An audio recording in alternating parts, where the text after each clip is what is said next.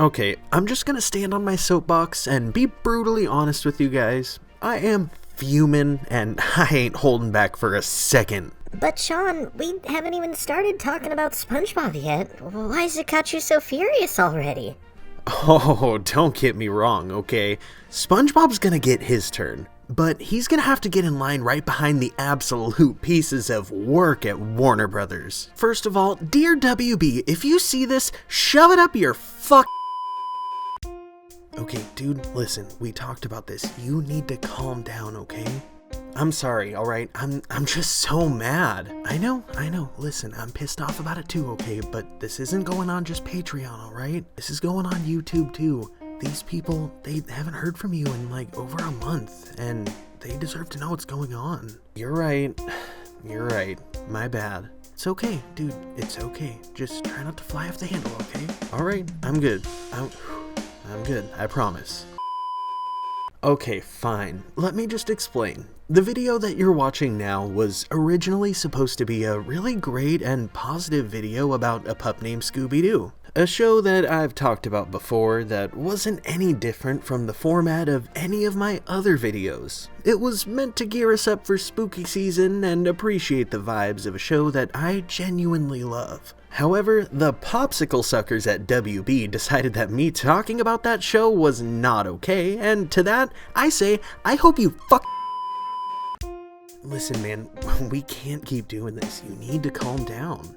I'm sorry, alright? I'm just really passionate about what we do here. I know, buddy, I know. Me too.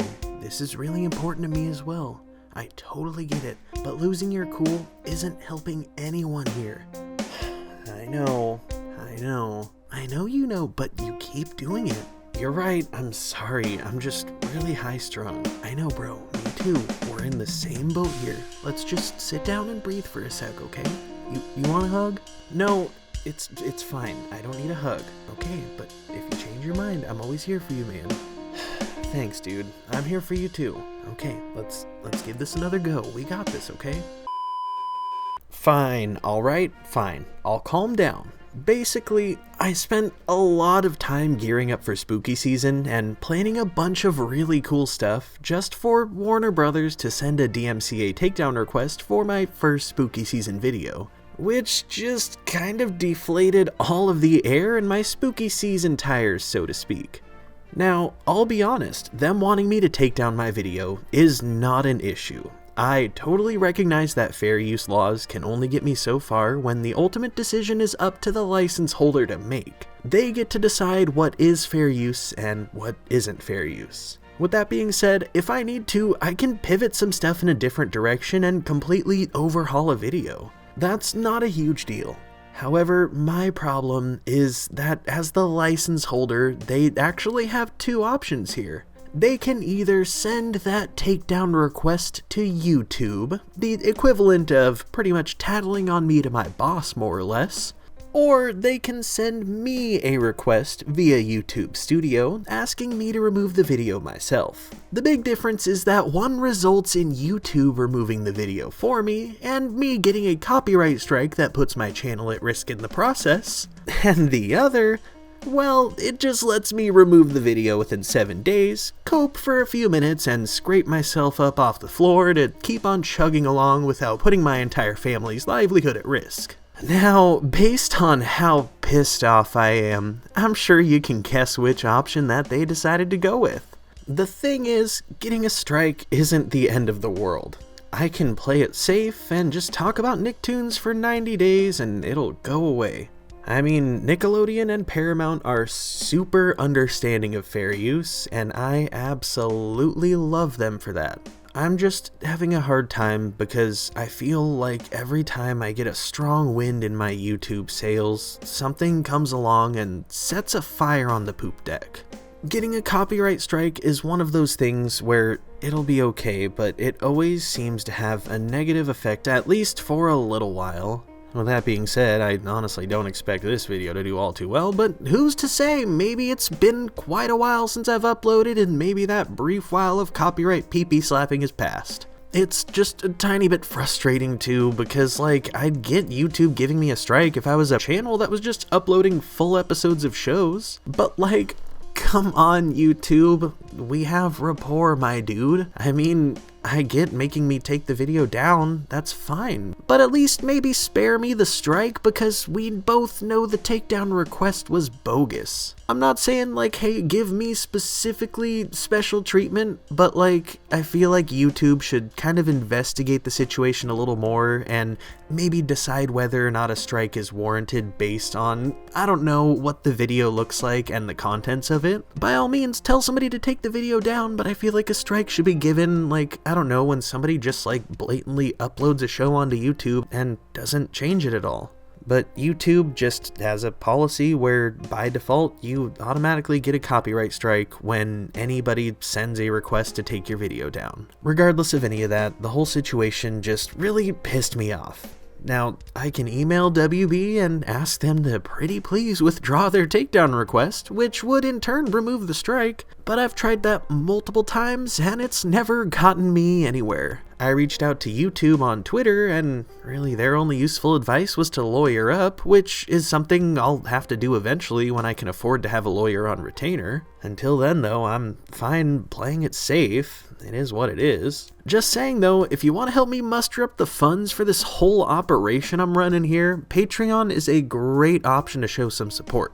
I'm also saving up for an expensive surgery that I need on a very, very painful tooth, so by all means, if you're in a position to help your friendly neighborhood internet giraffe out, it'd be greatly appreciated, but of course, definitely not required. I totally recognize that our dollar does not get us as far as it used to, at least here in America anyways. But on that note, like I said, if you want to help, there's options out there, and Patreon's a great one. On that note though, that pup named Scooby-Doo video that got me a strike here on YouTube may or may not actually live over on Patreon and be available right now, where I am totally free from copyright issues. So hey, if you want to check that out and see what was so unacceptable about it, the link is in the description box below. Oh yeah, and WB, I just wanted to let you know with all the love in my heart that you can suck the biggest, fattest, most disgusting, unwashed, massive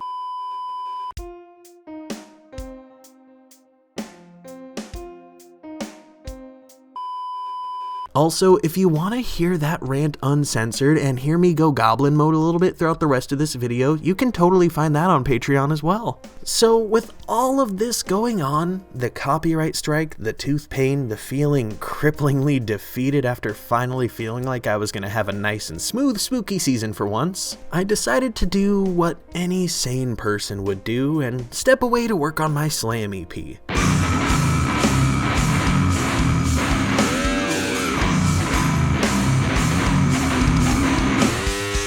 Seriously though, I took some time to relax, spent some time with my family, took a deep breath, and, well, built a fire pit in my backyard. I needed some time to clear my head, forget the bureaucratic nonsense that comes along with social media, and just remind myself of why I'm doing this in the first place. Honestly, it probably seems like I'm blowing this whole thing out of proportion, but I have a few really massive things, like really massive things that I was in the middle of working on when this happened, and it was just kind of the YouTube equivalent of someone shitting in my Cheerios. I was really looking forward to sharing everything I've been doing in the background with you guys, and I still am, but man, WB really just spit in my open mouth and gave me a stone cold stunner right out the gate. Regardless though, during my time off and spending some quality time with my wife and kids, I found myself watching some SpongeBob late one night with my kiddos right before they went to bed. We ended up watching a few episodes that I really want to talk about with you guys, but just as a fair warning, it's not old SpongeBob. And, well, I'm in a fucking asshole mood in light of reflecting on my sweet interaction with WB, so I really don't have much nice to say about it. I'd love to call this one a nostalgic walk down memory lane, but I'm not all too nostalgic about SpongeBob from, like, a decade ago. So, with that being said, we're gonna check out this episode, and I'm gonna share my brutally honest thoughts along the way. Also, spoiler alert, be sure to come back tomorrow for the second part of this video, which likely won't be anywhere near as hostile. We'll see, maybe. Today, we're gonna be checking out one of the later spooky season episodes of SpongeBob. None other than the season 9 episode, Seance Schmeance.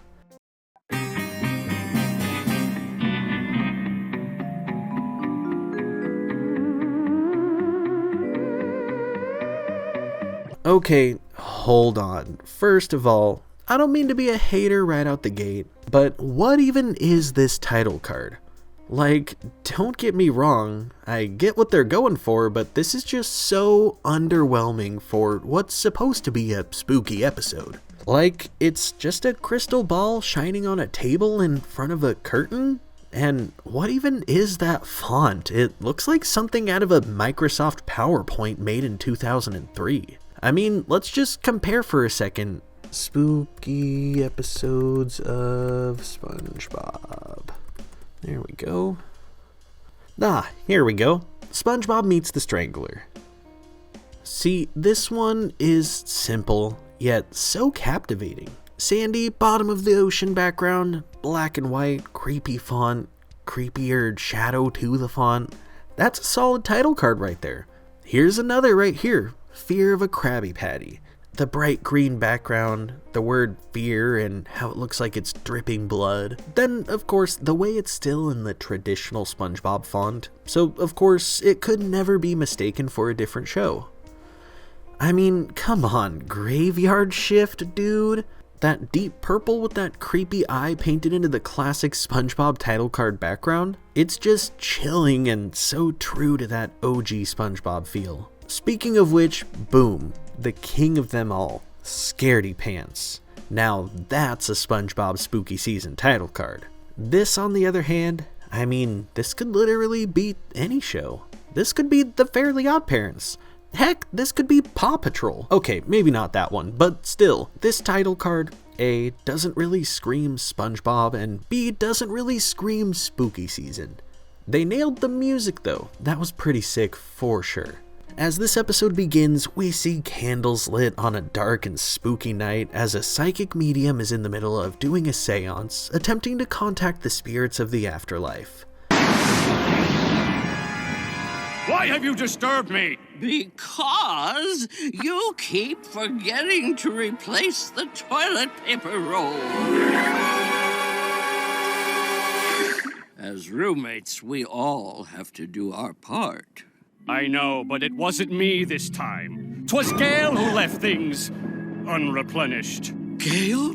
Sorry. Now, we zoom out of this scene and we learn that this is all actually just from a soap opera that Squidward is in the middle of watching on the TV at the Krusty Krab. Really quick though, we have to touch on this show. I'm honestly not much of a soap opera kind of guy, but with this spooky twist on it, I don't know, I kind of dig it. Part of me wishes the people behind SpongeBob would have made this a spin-off series instead of bastardizing SpongeBob into the Muppet Babies universe via Camp Coral. I would have had a way higher likelihood of watching this garbage than I ever had of watching that garbage.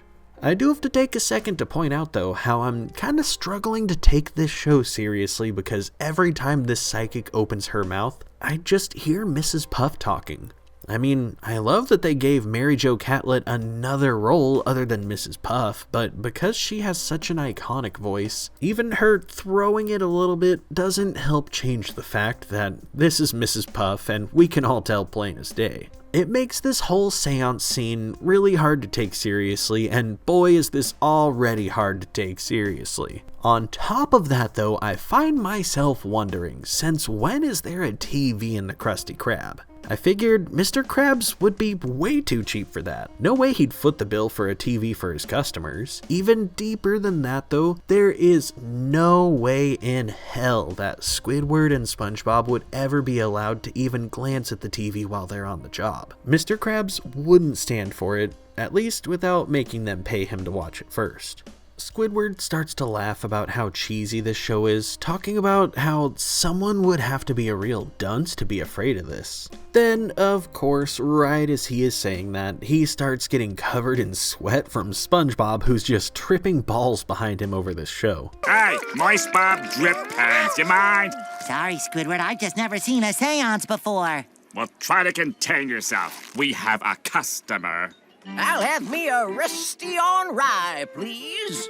charming colloquialism, but let's try something that's actually on the menu. God, scenes like this that really exemplify how much of a pretentious douche that Squidward became over time. Like, he's always been a sourpuss, but when he starts whipping out words like colloquialism, I just find myself rolling my eyes. Squidward is one of those characters that was always relatable because of his outlook on life and his perceptions of his crappy customer service job. But like, at the same time, he was kind of a laughingstock of a character because he thinks he's smarter than everyone else in Bikini Bottom, when in all reality, he was never more intelligent per se, just really more arrogant. On top of that though, he acts like he's some kind of cultured artistic genius, when in all reality, this squid is just about as cultured as Wonder Bread. All of these things make Squidward a hilarious character to perceive. However, when they start making Squidward, like, actually smart and whipping out 5th grade vocabulary words, it loses its comedic effect, and he actually becomes the smart person he originally barely skirted by playing himself off to be. Regardless of that though, this old man starts to get frustrated with Squidward not knowing what a rusty on rye is, so SpongeBob intervenes, saying that he'll get him covered. However, when SpongeBob goes to start preparing it, he finds himself stumped, having never even heard of a rusty on rye before. SpongeBob reaches into one of his holes to find his brain, where he locates the sandwich files. Ramblin' ham, red herring, rib tickler, rusty penguin, salty steamer. Oh, guess I don't know how to make rusty on rye. Now, I have to take a sec and say that it's kind of interesting to see the change made to the inner machinations of SpongeBob's thought concept. Previously, if you recall, we've seen the inside of SpongeBob's brain presented with a fantastic metaphor for the personification of the abstract concept of thought in the form of a bunch of tiny SpongeBobs working in an office overflowing with filing cabinets and files that represented his thoughts. In this episode though, they play on that same exact gag, but instead the drawers of the filing cabinets are directly on SpongeBob's brain for he himself to access when needed. It's a silly gag and I totally get it, but this just feels a lot like the writers running out of ideas and approaching jokes that they've already done in the past in an effort to capture the same iconic SpongeBob energy of years past, but miserably failing as they kind of regurgitate a familiar gag, but in a, I don't know if it's a low effort manner, but clearly in a manner that just kind of falls flat. Moving on from there though, SpongeBob ends up approaching this old man and asking him what was on his beloved Rusty on Rye so that he can learn how to make it. Unfortunately though, the old man can only offer that it was number 9 on the menu, it came with a side of something or other, and that he thinks it was on rye, but he's not sure. Meanwhile, of course, there's just a massive line of impatient, angry customers growing behind him. What's the big kerfuffle? Oh, it's you. Only what's on the menu, old-timer. This ain't no kind of way to treat a loyal customer. Well, that's a first for you, an unsatisfied customer. No! Inside of Mr. Krabs' office, SpongeBob asks him why they don't serve the Rusty on Rye anymore, and Mr. Krabs explains that they never even served it to begin with. He tells SpongeBob the story of an old food shack called Rusty's Ribeye that used to stand exactly where the Krusty Krab is now. The only person who knew how to make the Rusty on Rye was the shack's owner, Rusty Rickets.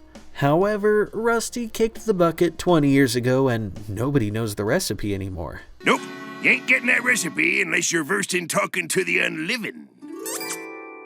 I believe I've seen a program on this matter. Scram!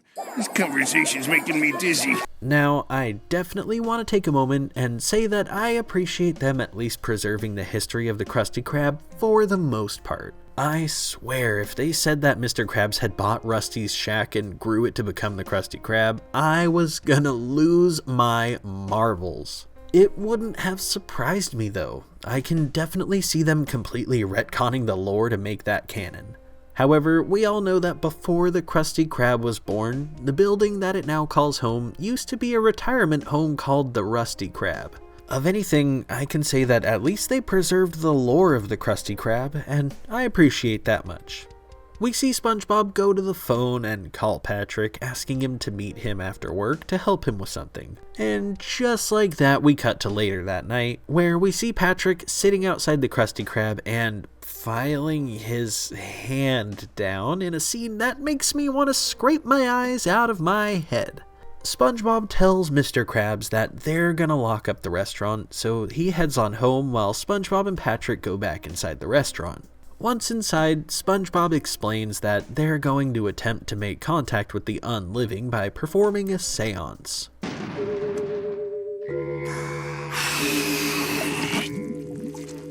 As consort to the spirit world, I now commence this seance. I shall invoke the specter of Rusty Rickets by reading from the sacred text.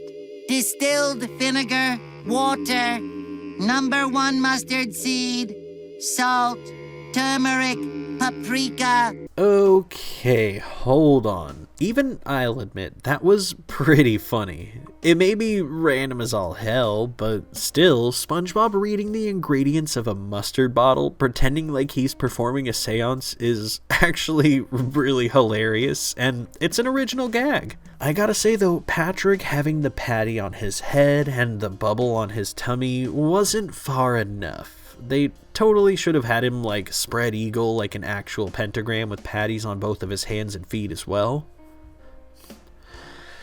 I mean, if back in the day they could get away with this, I'm pretty sure they could have gotten away with a little more pushing of the proverbial envelope here, so to speak. SpongeBob's summoning of the unliving doesn't work at first, but once he mentions beckoning the spirit of Rusty's ribeye, they start to see some results. The bubble on Patrick's stomach floats up and starts to glow as it summons the old stand that used to live on the land the Krusty Krab now calls home. Not long after Rusty's ribeye appears, Rusty Rickets himself arrives to join the party. A big ghost? I thought we were conjuring a rib roast! I'm out of here! Oh, get help, buddy! Just get me away from this freak! He means freak in the nicest possible way. This right here also gave me a good chuckle. SpongeBob trying to cushion the blow of what Patrick said in front of Rusty was pretty funny. What happens next is actually pretty cool in my opinion too. SpongeBob takes off his seance attire and puts his Krusty Krab hat back on, saying that it's time to get to work. Turns out, Rusty Rickets is actually cool as hell and is down to teach SpongeBob about how to make a Rusty on Rye. The only problem here is a massive language barrier, as Rusty speaks a rather odd gibberish.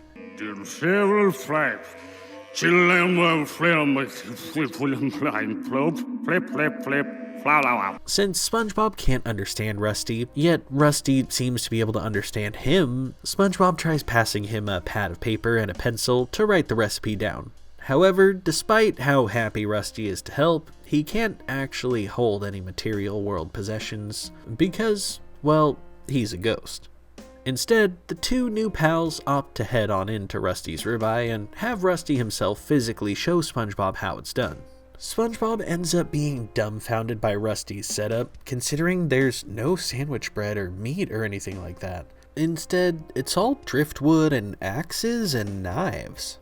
He's shocked to learn that the Rusty on Rye is actually a rye sandwich carved out of driftwood with some spackle spread on it and dipped in shellac. Rusty offers SpongeBob a taste, but he's rather apprehensive. Oh, you want me to try it? Presto, blah, blah. Okay. Smells industrial.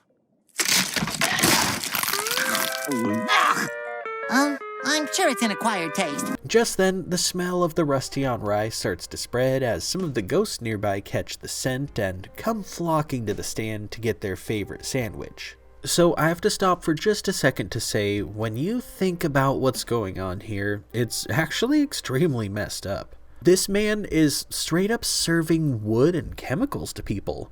No wonder, A, his stand went out of business, and B, his clientele are all ghosts. No one tries this thing and lives to tell the tale on the material plane, obviously. I also can't help but question though, I mean, all of these fish likely died from eating the poison that this guy was serving.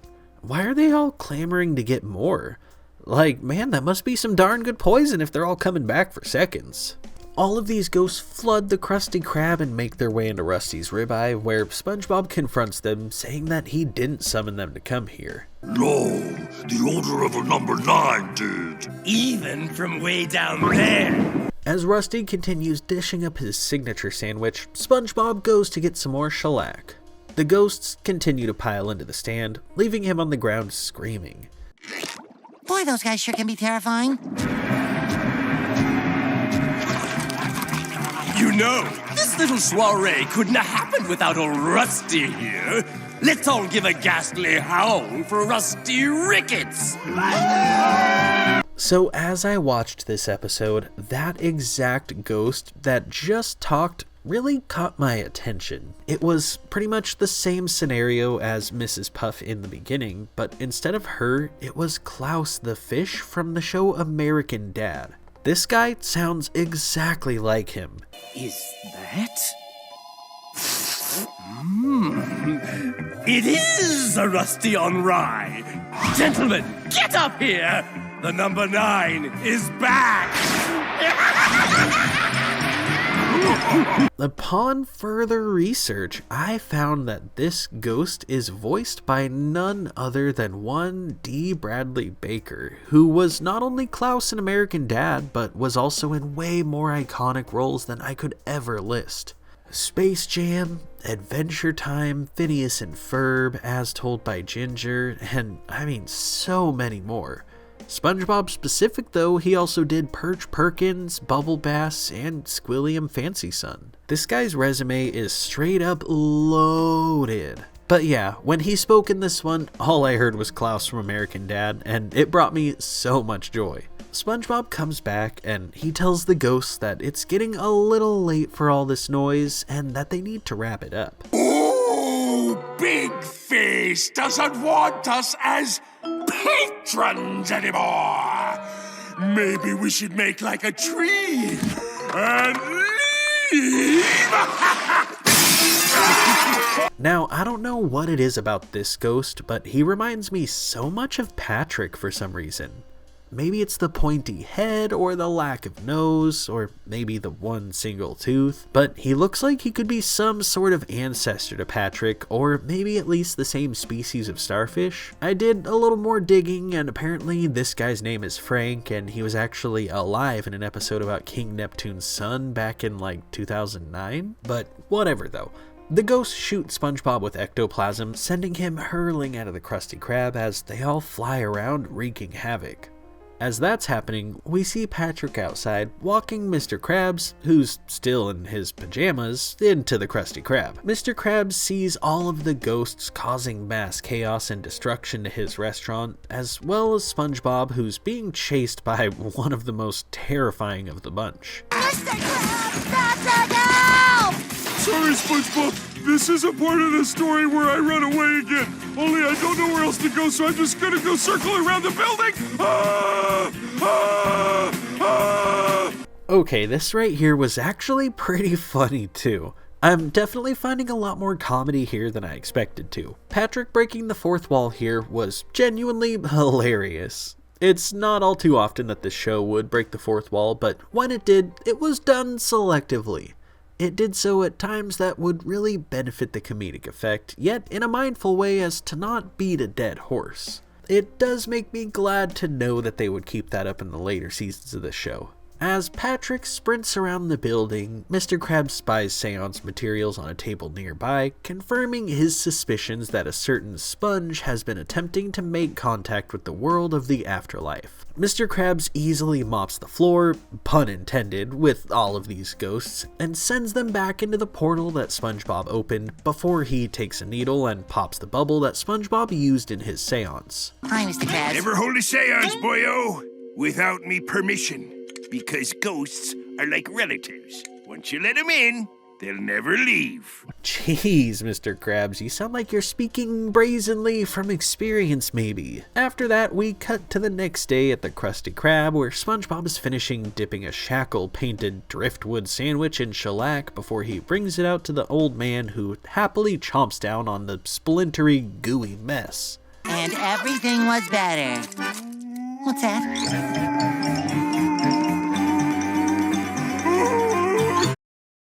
Okay, first of all, that may have been the absolute worst ending to any SpongeBob episode that I've ever seen. Like, SpongeBob just randomly blurting out and everything was better was just so ick. Like, really? That was the best thing they could come up with? It just felt like a really flat cop-out of an ending. This episode is one that really frustrates me, if I'm being honest, because old SpongeBob spent a lot of time laying an incredible foundation for its spooky episodes between Graveyard Shift and Scaredy Pants. Those are hands down some of the most iconic spooky episodes that I have ever seen on TV.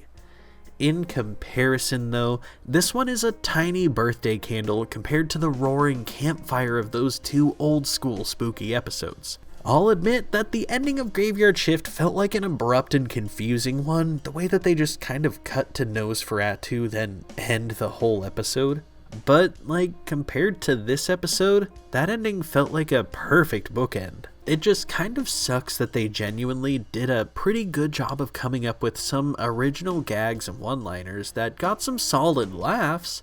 However, as a whole cohesive episode, this one was just very lackluster. I do have to say that I have a bit of a bone to pick with their approach of SpongeBob interacting with these ghosts and this whole situation in general. I mean, in season 1, SpongeBob couldn't even look at the jack-o'-lantern that he carved himself without being absolutely scared to death. We see him full-blown terrified by kids, and even Patrick in a pair of Groucho Marx glasses. Like, that episode laid the foundation that SpongeBob has the nickname of Scaredy Pants because he was so terrified of even his own shadow. Then Graveyard Shift capitalized on that established context, especially in that scene where SpongeBob takes out the garbage at 9, sprinting, screaming, and crying the whole way there. Then, like, we fast forward a decade to this episode where SpongeBob himself is straight up doing rituals to summon spirits. Then he hangs out with the spirit and he learns from it. Like, this just doesn't really seem like SpongeBob. He would be way too terrified for any of this. The biggest point that had me rolling my eyes in this regard is when SpongeBob confronts the entire group of ghosts for being loud and he asks them to leave. Then, like, they break a window and he escalates even further. This right here is just some extreme un-SpongeBob-like behavior. None of this seems like the SpongeBob that we've all grown to know over the years. Sometimes I see these new episodes and I wonder if the writers are like, well, the kids who grew up watching this gave up hope on this show a long time ago, so who cares? So they just throw all the established lore out the window and do whatever the hell it is they think that'll make modern kids laugh. I mean, of course, at its core, SpongeBob is a children's show, and I'm not a child anymore, so naturally the modern run of this show just isn't for me. It's not surprising that I feel like a grumpy old man watching this, because what was funny when I was a kid versus what was funny when the generations after me were growing up are two completely different conversations. Same goes for every other generation though. And of course, you know, the media changes around us as time passes and generations pass. We grow up and we change as people. And along the way, I guess SpongeBob grew up too. If there's anything else that I want to bring up, it would be how mind-blowing it is that the old man from this episode isn't dead, or at least physically damaged from eating all those rusty on rye sandwiches. I mean, this isn't even food. It's straight up wood with chemicals, and this guy's been eating them since before the Krusty Krab and the Rusty Krab. Like, this dude must be the full-blown definition of built different. Honestly, modern SpongeBob has me feeling so mixed. Part of me wants to love this because it's SpongeBob. I can find things to love within it, such as the random jokes, but this one just wasn't it, and that grinds my gears a lot. SpongeBob had such a great reputation for spooky episodes once upon a time, and now, well, this was just disappointing. With that being said though, I'm not ready to give up. I'm ready to give modern spooky SpongeBob at least one more shot. Tomorrow, I'm gonna drop another video covering another SpongeBob spooky season episode, and this time, one that actually circles back to a familiar concept from season 1. Will it be as disappointing as this one, or will it make up for how lackluster this episode was? I guess you'll just have to come back tomorrow to find out. But what do you guys think? Was this episode complete trash in your opinion, or did it have any redeeming qualities? Let me know in the comments down below. I always love seeing your guys' feedback. Of course, shout out with so much love to my patrons, especially those of you in the true 90s kids tier. I appreciate you all so much. If you enjoyed this video, be sure to drop a like and maybe give a little praise to the algorithm in hopes that it pushes this one to everyone else. If you want to go on a nice nostalgic walk down memory lane with me, feel free to check out this video on the left about how Jimmy Neutron forever changed Libby as a character, or check out this other awesome video on the right. As always, thank you all so much for watching, and I'll see you guys in the next one. Peace.